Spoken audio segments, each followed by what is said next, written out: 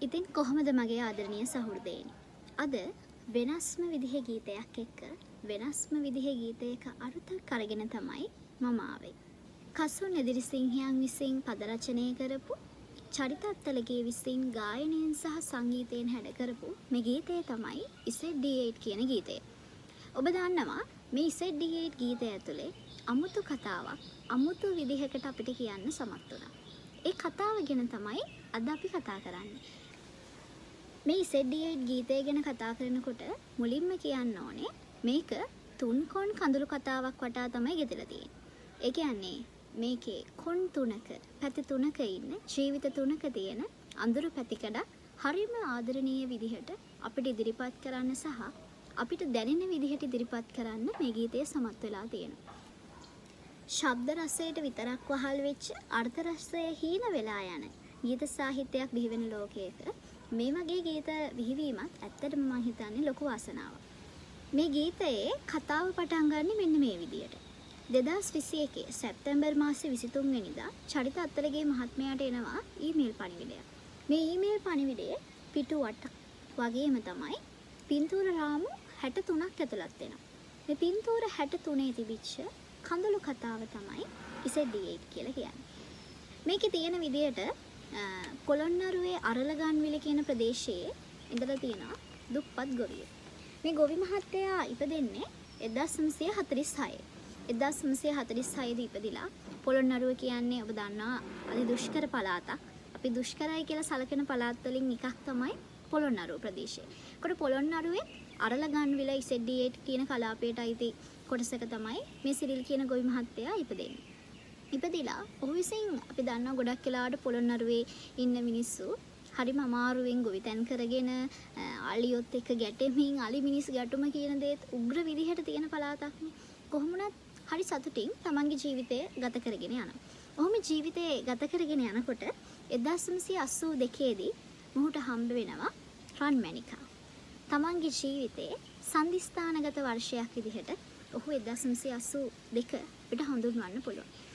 ඒ 1982 දී හම්බ වෙච්ච රන්මැණිකත් එක්ක යුගදීවියට ගියපු සිරිල්ට පුංචි දුවෙකුත් ලැබෙනවා. හැබැයි මේ කතාව පටන් ගන්න ඉතරින් නෙමෙයි. ඒක ආරම්භයක් විතරයි. මේ විදිහට ඒගොල්ලෝ සතුටින් කාලය ගත කරගෙන ගියාට කාලයක් යනකොට මේ රන්මැණිකට වකුගඩු රෝගය ඇති වෙනවා.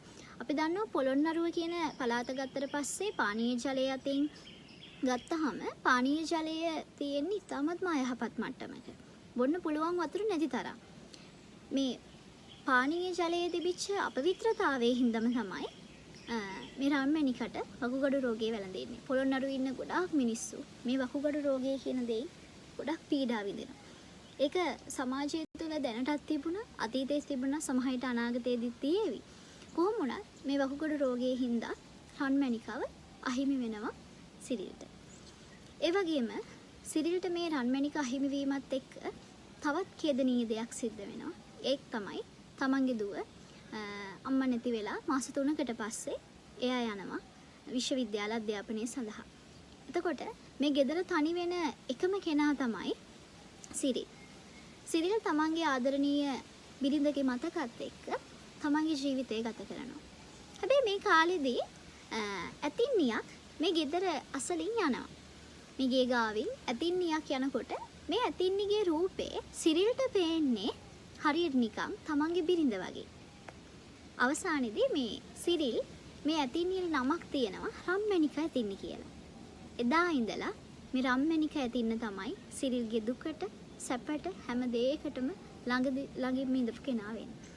සිරිල්ට මේ ඇතින්නිගේ කුංචනාදය ඇහෙන්නේ හරියට නිකන් තමන්ගේ බිරිඳ තමන්ට කතා කරනවා වගේලු.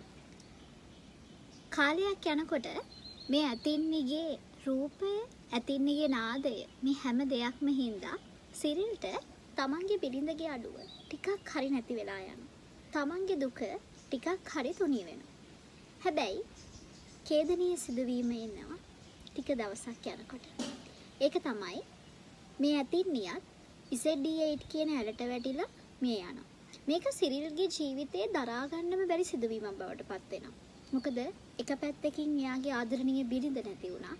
ඒ අතරෙම තමන්ගේ දියණියට ඉගෙනීමේ කටයුතු සඳහා ගම් පළාතේ පිට ප්‍රදේශයකට යන්න වෙනවා.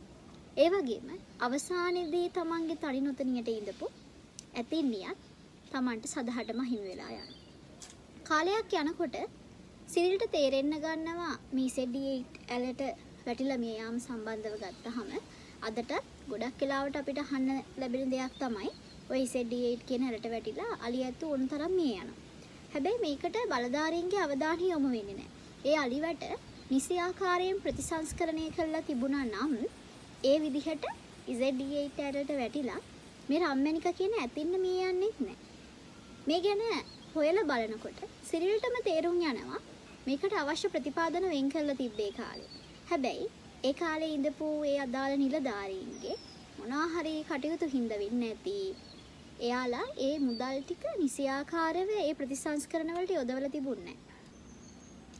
එදා ඒ අලිවට නිසියාකාරව ප්‍රතිසංස්කරණය කරලා තිබුණා නම් Z8 කියන ඇලට වැටිලා මේ රම්මැණික ඇතින්න මේ යන්නෙත් නැහැ. මේක ගැන කල්පනා කරනකොට සිරිල් එක දරුණු තීරණයක් ගන්නවා. ඒ තමයි මේකට අදාළ එක නිලධාරියෙක්ව ඝාතනය කරනවා කියන එක. සමහර විට මේක දිහා පිටින් බලන කෙනෙක්ට හිතෙන්න පුළුවන් ඒ වගේ දෙයක් වැරදි නේද කියලා. හැබැයි මතක තියාගන්න වැරදිකාරයෝ හදන්නේ මේ සමාජයක් විසින්මයි. සමාජය තුලින් එන ප්‍රශ්න හින්දා මොනවාම හරි ගැටලුවක් හින්දා තමයි මිනිස්සේ කොහේම හරි තැනක ගොඩක් අවස්ථාවලදී වැරදිකාරයෙක් බවට පත් වෙන්නේ. එතකොට ඔබ මදකට හිතලා බලන්න ඒකට ඇත්තටම වගේ කියන්න ඕනේ ඒ මිනිස්සයාද නැත්නම් මේ මුළු මහත් සමාජයේමද කියලා. ඒක ඔබට බාරයි. එතකොට අවසානයේදී මේ සිරිල් දරුණු තීරණයක් අරගෙන ඒකට සම්බන්ධ එක බලධාරියෙක්ව මරණයට පත් කරනවා. මේ දෙයට අපේ නීතිය විසින් නීතියට අනුව ඔහු මොන දේ කරත් වැරදිකාරයෙක්. එයාගේ පැත්තෙන් සාක්ෂි තිබුණට එයාගේ පැත්තෙන් සාධාරණව කරුණු තිබුණට අවසානයේදී කොහොම වුණත් නීතිය ඉදිරියට ගියාට පස්සේ ඔහු වැරදිකාරයෙක් වෙලා ඉවරයි. අවසානයේදී ඔහු හිරේට නියම වෙනවා. තමන්ගේ ජීවිතයේ අවසානයේ කාලේ ඔහුට ගත කරන්න සිද්ධ වෙන්නේ බන්ධනාගාරයක් තුලදී. තමන් විසින් කරපු වරදක් හැබැයි සාක්ෂි ඇතුව බැලුවහම වරදක් වුණාට ඒක සමාජයෙන්ම ආපු දෙයක් හින්දා වෙච්ච වැරදක්. ඒ වුණාට අවසානයේදී කාලයක් ගත වෙනවා. බන්ධනාගාරය තුල ඔහු ජීවත් වෙනවා. මාස 10ක් වගේ කෙටි කාලයක් විතරයි සිරිල් කියන පුද්ගලයා බන්ධනාගාරය තුල ජීවත් වෙන්නේ. අවසානයේදී ඔහුත් මේ ලෝකෙන් සදහටම යන්න යනවා. මෙන්න මේ දුක්බර කඳුළු කතාව. තුන්කොන් කඳුළු කතාව වටා තමයි මේ Z8 කියන ගීතය නිර්මාණය වෙලා තියෙන්නේ. දැන් ඔබ කල්පනා කරනවා ඇති තුන්කොන් කඳුළු කතාව. මෙතන එක පැත්තක රන්මැණික. ඒ කියන්නේ සිරිල්ගේ බිරිඳ. අනිත් පැත්තේ රන්මැණික ඇතින්න. ඒ වගේම තමයි අනිත් පැත්තෙන් සිරිල්. මේ තුන් දෙනාගේම ජීවිත එයාලා විසින් නොකරපු වරදවල් හින්දා සබහා දහම විසින් වේවා මොකක්ම හරි දෙයක් හින්දා අවසානයේදී ඔවුන්ට උරුම වෙච්ච අත්වෙච්ච ඉරණම තමයි මේ.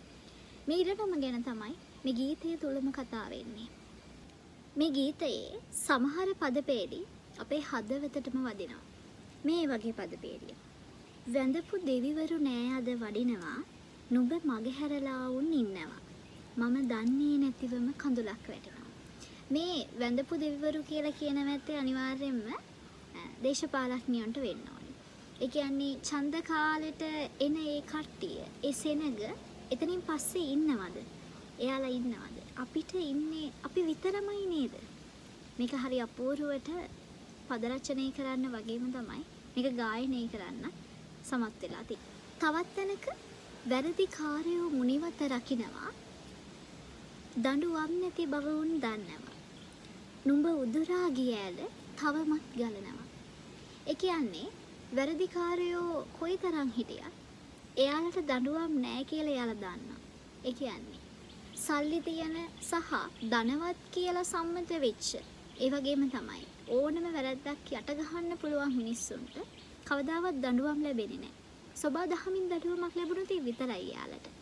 එයාලගේ මුනිමත ආරක්ෂා වෙනවා. හැබැයි අර අහිංසක මිනිස්සුන්ගේ කේදනීය කඳුළු කතාවකට කාටවත් පණ පොවන්න බැරි වෙනවා. ඒක තමයි යථාර්ථය. ඒ යථාර්ථය මේ ගීතය ඇතුලේ අපිට සැබවින්ම පෙන්නලා දීලා තියෙනවා. මේ අවසාන වචන පේළිය ඇතුලේ හදවතට දැනෙනම විදිහට කවිය සමීප කරන්න කසුන් එදිරිසිංහයන් වගේම තමයි චරිත අත්තල ගේයන් සමත් වෙලා තියෙනවා.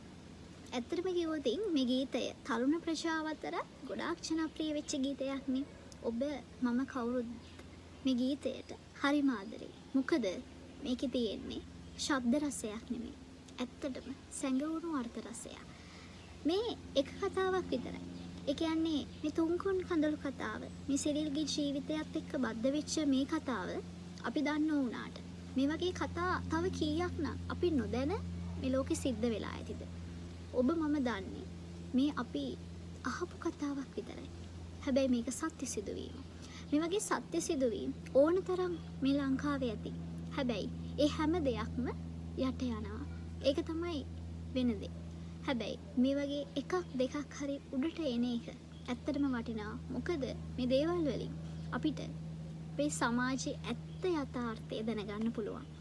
ඉතින් මේ ගීතයේ අවසානයේටම මතක වස්ත්‍රයක් විදිහට මේ තුන්දෙනා වෙනුවෙන්ම මේ ගීතය පූජා කරනවා කියලා තමයි අවසානයේදී චරිත අත්තල ගියා මේ ගීතය ගායනා කරනකොට අවසාන පද පේලි හරියදී අපිට දැක ගන්න පුළුවන් මතක වස්ත්‍රයක් විදිහට මේ තුන්දෙනාටම පිදෙන දෙයක් විදිහට තමයි මේක අවසානයේදී මේ ගීතය පූජා කරන විදිහට තමයි මේ ගීතය රචනා වෙලා තියෙන්නේ.